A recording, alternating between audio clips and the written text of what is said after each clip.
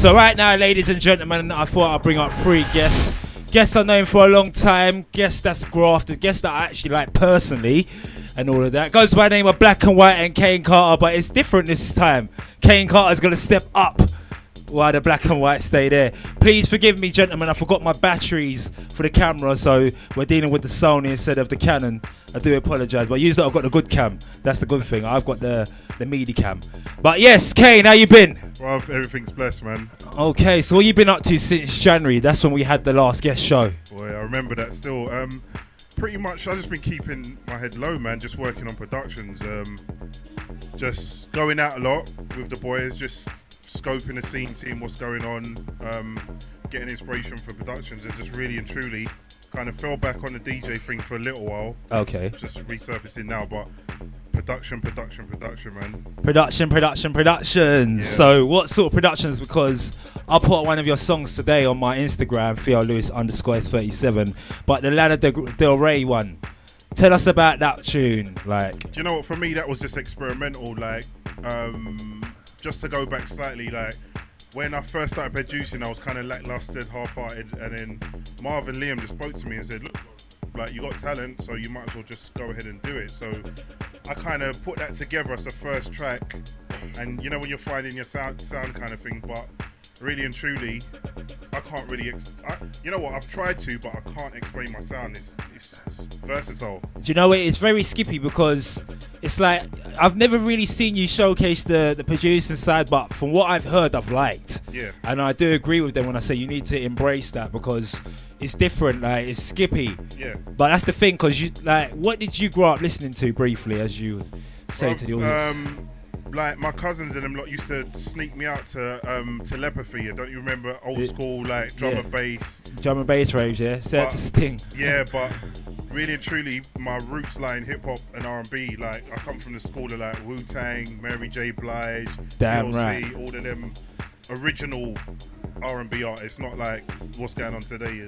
Yeah, it's kind of like adapted now to music as it is, from house music to hip hop, everything. Yeah, it evolves, innit? So yeah, it's never gonna stay the same. But it's true.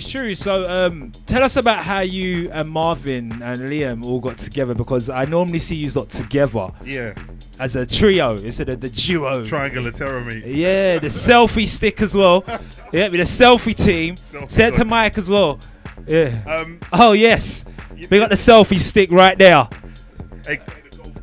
Yeah, do you know what it is? That seems like them. You see them clippers where you can pick up rubbish. That looks like the selfie kicker as well. I have one of those in work, like, me just in case any spillage happens and that. So yeah, what happened? So you know what it is. The way we linked up is social media, really. Like, I used to chat to Liam. I've always known of Marvin, like, as a DJ, but I always used to chat to Liam. Yeah. And then we got booked for I think it was Angie B's thing at Anam Bar. Okay. It was on a Sunday service. Yeah. And then, like, we always talked, and then we were booked. Liam was booked on the same day. Yeah. So we played a back-to-back set, and then we got talking from there. Yeah. And then, because we'd talked for months on social media, but it was the first time meeting. So then, yeah. I think Liam was playing at Circus. No. Buddha Lounge. Is your mic on? Check. Yeah. I was playing at Buddha Lounge in Romford, and that day Marv came down as well. Yeah. And then we just linked up from there, and ever since we just been like rolling, going out, just talking about music. Because with us, it's more like we're all musical dudes. Like we kind of, it's deeper than music, if to put it like. We talk about music, not just house, and you know, everyone's kind of like well versed and well experienced in their scene kind of thing. So yeah. Okay. I hear ya. So at the back behind you, we've got 2 gentlemen that I've known for a while. Been on a few events with them as well. Known them for quite a while. Stepping up, introduce yourself, sir. Marvin Fusion. Oh yes, Pimp Juice. One half of Black and White. I like how you come through suave. Yeah, Leo Mason, the other half of Black and White, the better half, I say. He's smooth. Oh yes, so gentlemen, I'm no stranger to you lot, so Marv, in your words, and Liam, in your words, explain how you two got together, because you lot are dangerous. I had my eyes on you. You know what? I started going on radio. I was looking to get onto Live FM. I used to be DJing on Housewave. I don't know if you remember Housewave. Yeah. And then what happened was I went to get onto Live, and I started listening to it, and I listened to Liam. Yeah. Back then he was Breezer. Yeah. He was doing a back-to-back set with a guy called DJ Julesy. Shout out to Julesy. Yeah. And then I messaged Liam afterwards saying good set, and then we sort of started talking from then. Yeah. And then he told me to come down to the meeting. And got a little set, and I started DJing by myself. And then we sort of started talking and thinking, you know what, we should get together and we should do a little bit sort of a back-to-back kind of thing once in a while. Yeah. And then it sort of started taking off, and people started noticing and liking it. And then we decided to start sort of DJing together. Oh yeah, I like that. I'm a fan as well. I must admit, because you know what it is, like I've seen you lot together, and I've seen through the mixes, the snippets, and that, and you lot have got fire. And that, like, there's a song called Care For. But before that song, how did that Fish Go Deep song that I played earlier, how did that come about, the Fish Go Deep and the production side of that?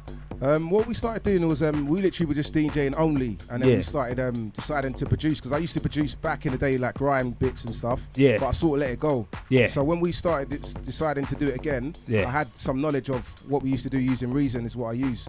So we sort of got together, I showed him what I know, he showed me what he knows, and then we sort of decided to get an acapella. So we went on Beatport, purchased the acapella of Defected. Decided on it, actually purchased it to support the scene. And then chopped it up, and then that was it. From there we sort of made it together. It was very quick as well. So it got a lot of response. It did, yeah. Trust me, I've played that, downloaded that, did cartwheels to that, all of that stuff and that. But it leads me on to the Care For song that got released earlier within the year. I think it was it March? It was March, that's correct, yeah. See, I've done my research well. Shouts out to Mr. J. Eno. Yeah, so tell us, how did that come about? Because I'm actually going to play that as the next tune. Care For. Do you know what? It's the same thing. With music, we don't have a genre. We just sort of, because with my background, I used to DJ R&B slow jams. So that is heavily, when I make a tune, it's heavily influenced. I really love a cappella. And I like strings and melody, and a lot of other tunes that I hear are not the same. It's sort of not a lot of melody, not a lot of strings, but we incorporate that into what we do. So we just... Inspired by Dusky, innit? Had like a Dusky inspiration to that one as well. Dusky. Yeah, so Dusky, I think it was UK. Love's Taking Over. Yeah, I like U's style, because it's got that skippy and it's got the old school style as well. So it's just only you, innit? So I like the cross genre that appeals to like a wide audience and that. That's what we tried to do. So we literally chopped up the acapella. I usually start off with an acapella, chop it up, throw it in there, and then build a tune around it. That's the way we do things, and that's the way it works well for us. Okay, so what I'm gonna do, I'm gonna tune it right now with these lovely decks. You remember the last time with the deck scenario? I can't forget, mate. I can't forget. We had to wing the whole show by talking. I was disappointed, but the talking actually saved it. That was actually like the birth of me actually doing proper interviews, you know. Do you know what? I'm actually going to talk about that in my actually documentaries. That is like a sink or swim scenario. But I do thank you, gentlemen, for coming and doing that last show, man. Yeah, it was a good show. Oh, yes. If you don't want to check that out, it's all about soundcloud.com/Studio37Music. Right now, you're locked into Studio 37 Music, abbreviated S37Music. My guests, Black and White and Kaine Karter. The next song you're going to hear is their release track, entitled Care For, out on the One Fold Records. Where can I get this, gents? It's available all major downloads. I think Amazon, iTunes, Beatport, TrackSource. It might be on. I think it's on Juno as well. So yeah, it's available. All right. So what I'm gonna do, I'm gonna roll this one. Where I'm gonna drink some water as well. Where can they contact you, lot? Saying that before we come on the other side. You mean as in sort of Facebook or? Let Leon talk. He's just there ninjaing off. He's. I see Marvin's the talker. But no, well, on radio it's different, isn't it? When we do a radio show, I'm the hoster, but is it? Yeah. He's quiet. I always push him, so this is his chance to talk. Really, I'm trying to help him. Facebook, Black and White UK, the like page. SoundCloud, Black and White UK.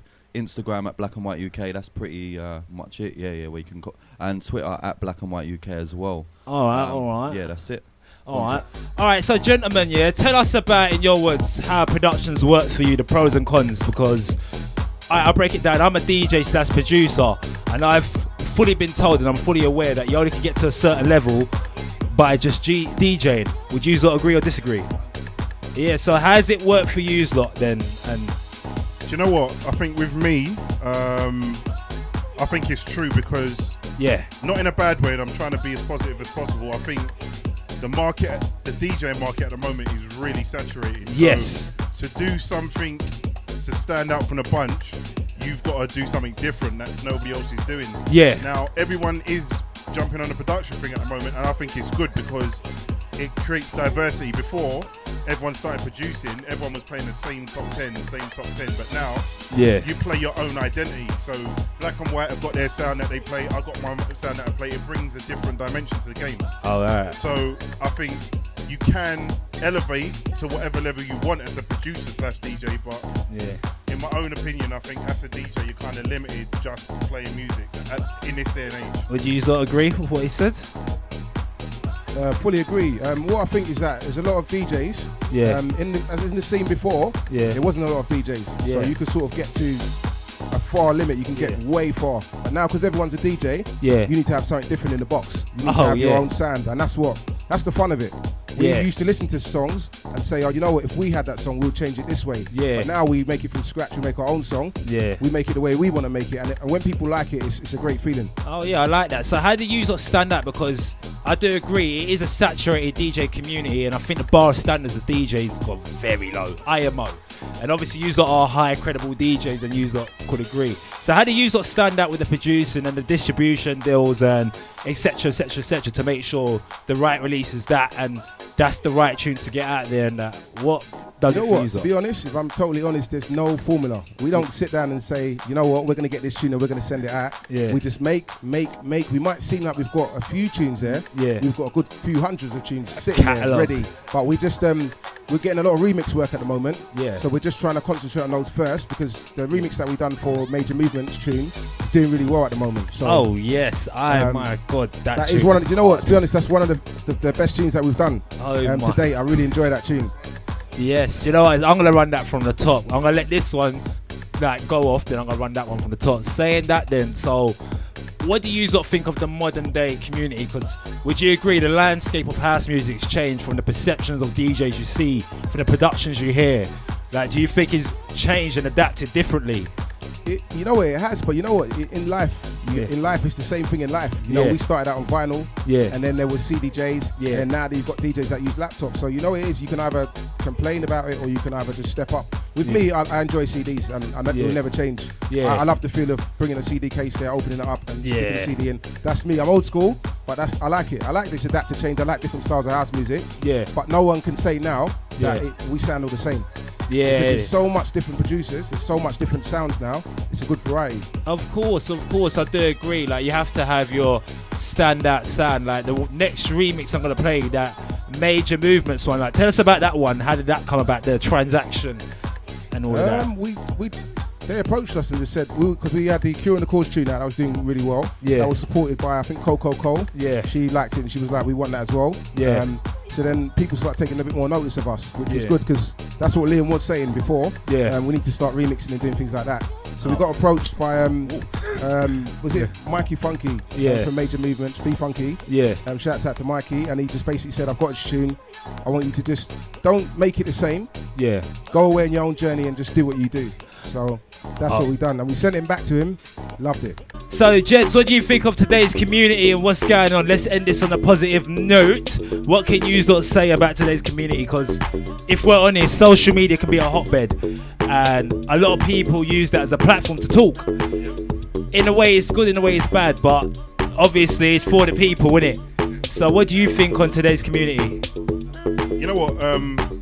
Today's DJing community, especially on the house scene at the moment, like, I just think we need a bit more positivity. I think, because I was saying to Stretch, I was saying to the Black and White boys like earlier on that when I'm on Facebook at the moment, I'm just seeing a lot of negativity. People are upset they're not getting booked. People are upset that this one's doing this. People are like hating on each other's progression. Like, I think it's more bitterness on what they're doing.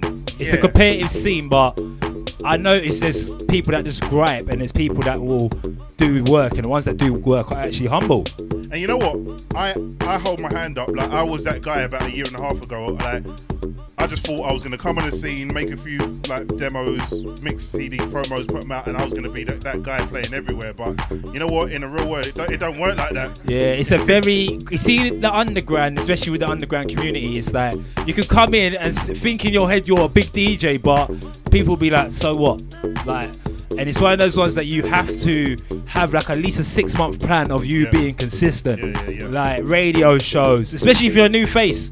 You get me? Like you have to earn your respect. Then the next question, can you do it by yourself? And can you like hold your own? And can you keep yourself consistent? But you know what? My biggest advice to everyone, and if you're listening out there and you feel that you're struggling at a standstill, not that I'm the greatest DJ or the greatest producer yet, but my advice is don't moan about it, do something about it. Because I found that the more positive and productive I am, I'm starting to be put into people's eye view now. People that weren't paying attention are paying attention. I'm getting inboxes now. I put up snippets of my songs. People are hollering at me. I managed to get some songs signed now. That's off the back of hard work. And it all boils down to the people that you got around you as well. If you ain't got people that are going to push you as much, you're going to push them. And they're just going to like give you airy advice, then you're not really going to progress. So. It's true. What have you got to say? Black and White, the awesome duo. You know what? Same, exactly what you said. I feel that the scene at the moment is great, but to be honest, I don't pay attention. You're like me. Tunnel vision. I'm not really interested. I'm just trying to do what we do, which is come to make music and play DJ sets. There's a lot of arguments going through back and forth and stuff, but I'm trying to cut down on social media as a whole and up the studio time. I'm finding that since we've been doing that a bit more, we've managed to get remixes upon remixes coming out. So trust me, like I do agree, because social media can be such a gossip fueled environment. Oh, did you hear about this guy, that guy? And it gets a bit long, if I'm honest with y'all. Like I just only use it for Instagram. That is my platform. That's right, So like it's a good thing, but just keep yourself consistent, which will make me lead on to the next question. Where can they find you lot at next? You know what, as Kaine was saying before, we've sort of taken a back foot on the whole DJing thing. We are doing a few bits here and there. But with regards to remixes and stuff, we're just doing remixes at the moment to get our names sort of out there. So it's more better for the CV as well. That's right, yeah, exactly. We're trying to get the CV up there because we're talking. I mean, some DJs just want to play out, and there's no quality there. What I'm trying to say is we're trying to look at for the long term. We want to play out, but we don't want to play out just in London. We want to play out everywhere, international, overseas, worldwide. So what we're doing is building up our CV and doing things that we like, and we're learning new things in the process as well. Yeah, I do agree, because that's what me and Dean's doing. Less is more. Exactly. And especially when you got your own circle, your own vibe, people will gravitate to that. That's right. So yeah, man, that is good. You've been listening to the Black and White duo and Kaine Karter. Again, gentlemen, what is your social media platforms? As you see the mic drop. But yes, Mode FM. But where can they catch you lot? I mean, contact you lot. The social media again. Like pages, Black and White UK. Twitter at Black and White UK. Instagram at Black and White UK as well. Yeah. Alternatively, Liam Mason, Marvin Fusion, just in case you want to get us there as well. All right. Yeah, social media, you can contact me on Facebook / Kaine Karter. You can follow me on SoundCloud, www.soundcloud.com / Kaine Karter. That's Kaine with a K, Karter with a K. You can also follow me on Instagram at I am Kaine Karter. That's your that's my hotspot. That's my money winner, man. That's where I make the living. Yeah, and Twitter is at Kaine Karter. So yeah, you can follow me on any of them. Do any of you use Snapchat? Yeah. Oh yeah. But what's the benefits in that? Because I do media, innit? Like I don't. Like, do you know what Snapchat's for you though? Because it's basically like 10-second clips. Yeah. And you tell your story. So if you're, I don't know, say you're on the way to radio. Yeah. Like you film yourself. I'm just about to leave home. Look at this drunk man get run over. Okay, now I'm on the bus. Okay, now I'm rolling at studio, and then finally you're at studio mixing whatever. It just shows the people what you're doing, like, and it only lasts for 24 hours. I think I might have to bring that to the YouTube world. Yeah, yeah. So hey, it's true. Why I don't even get bothered about Instagram likes when there's YouTube. Yeah, exactly. YouTube is global. There you go. So Snapchat. But shameless promo, you can catch me 1st of August. I'm over in West London. I can't even remember the name of the bar now, but two of us have got a night on 1st of August, so I'm playing there. And 27th of July, you can catch me I think it's in Shoreditch. Oh, I'm so bad. So bad. But a night called Suck My Beats. It's like what? Suck My Beats. Suck My Beats. Cool. Yeah. Pause. And you can catch me there. I think it's a night of hip hop and house. So some guy approached me on Facebook to play there. So big up the Suck My Beats crew. Yeah. Okay. So, all right, gentlemen, I do invite you into the lovely Mode FM booth. Remember Mode FM online. Who's going to step up on the decks first? And true say, they didn't get to hear you lot what you lot can do, so I'm even going to be intrigued. I might pet in the back if I want like a tune that you lot have made and secretly Shazam you here and there and all of that. So yes, this is been Theo Stretch Lewis. To my Locate or Shoot family, this will be filmed for Locate or Shoot. I do apologise for the camera.